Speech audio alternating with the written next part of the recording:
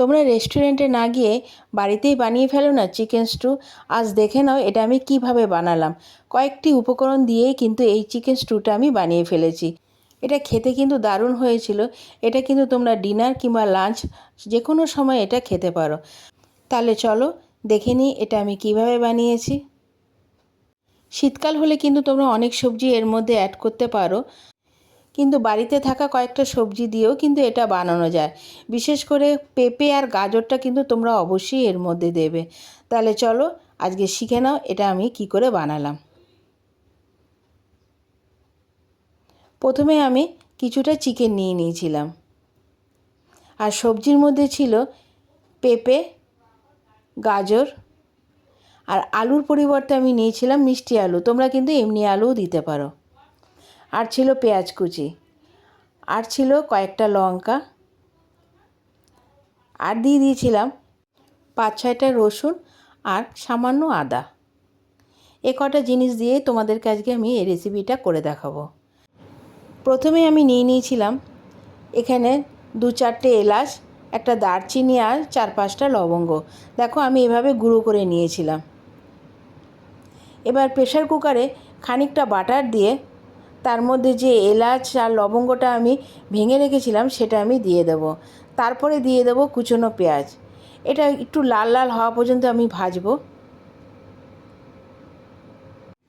এরপর আমি আদা, রসুন আর যে কাঁচা লঙ্কাটা নিয়েছিলাম সেটাকেও আমি এভাবে থেতলে নিয়েছিলাম। খুব একটা কিন্তু আমি পেস্ট বানাইনি, এটা কিন্তু ঠিক এরকমই হবে। এবারে সম্পূর্ণ জিনিসকে একটু লাল লাল করে ভেজে নেব। খুব একটা না ভাজলেও হবে। এরপরে আমি দিয়ে দেবো যেই সবজিগুলো কেটে রেখেছিলাম সেগুলি এর মধ্যে আমি অ্যাড করে দেবো। পেঁপে, গাজর, আলু, তোমরা পারলে আরও অন্য কোনো সবজি এর মধ্যে দিতে পারো। শীতকালে কিন্তু তোমরা অনেক রকম সবজি পেয়ে যাবে। এরপরে যে চিকেনটা রেখেছিলাম সেটাও আমি দিয়ে দেবো। চিকেনটা দেওয়ার পরে সামান্য নুন দিয়ে দেবো, আন্দাজ মতন তোমরা নুনটা দিয়ে দেবে। এরপরে দিয়ে দেবো খানিকটা গোলমরিচের গুঁড়ো। এবার এটা মিনিট 10-এর জন্য আমি রান্না করে নেব। এবার অন্যদিকে কিন্তু আমি একটু গরম জল বসিয়েছি। এর মধ্যে কিন্তু তোমরা ঠান্ডা জলটা অবশ্যই দেবে না, গরম জলটাই দেবে। এবার মিনিট 5 রান্না করার পর আমি ওই জলটা এর মধ্যে দিয়ে দিলাম। যারা ডায়েট করছো তারা কিন্তু এরকম চিকেন স্টু করে খেতেই পারো। দেখো গরম জলটা দেওয়ার পরে আমি মিনিট 10 রান্না করে নেব। আমি কিন্তু প্রেসারের ঢাকনিটা এখনই বন্ধ করলাম না। ঝোলটা যখন অনেকটা ফুটে আসবে তখনই আমি প্রেসারের ঢাকনিটা বন্ধ করব। চিকেনটা কিন্তু আমার প্রায় হয়েই এসছে।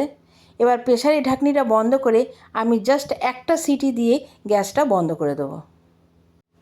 তোমরা বাড়িতে অবশ্যই একবার ট্রাই করো আর আমাকে কমেন্টস করে জানিও যে রেসিপিটা কেমন হলো। এটা কিন্তু লাঞ্চ বা ডিনার সব কিছুর সাথেই খাওয়া যায়। দেখো আমার চিকেনটাও সেদ্ধ হয়ে গেছে আর সবজিটাও কিন্তু সেদ্ধ হয়ে গেছে। এবার আমি মিনিট 2 মতন রেখে নামানোর আগে দিয়ে দেবো কিছুটা গোলমরিচের গুঁড়ো আর প্রায় 1 চামচের মতন বাটার। আমার রেসিপিটা কিন্তু কমপ্লিট।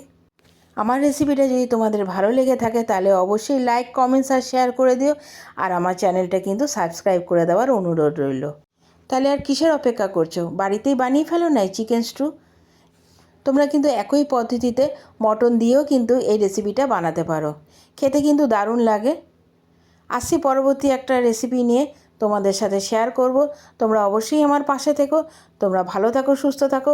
এখনের জন্য টাটা।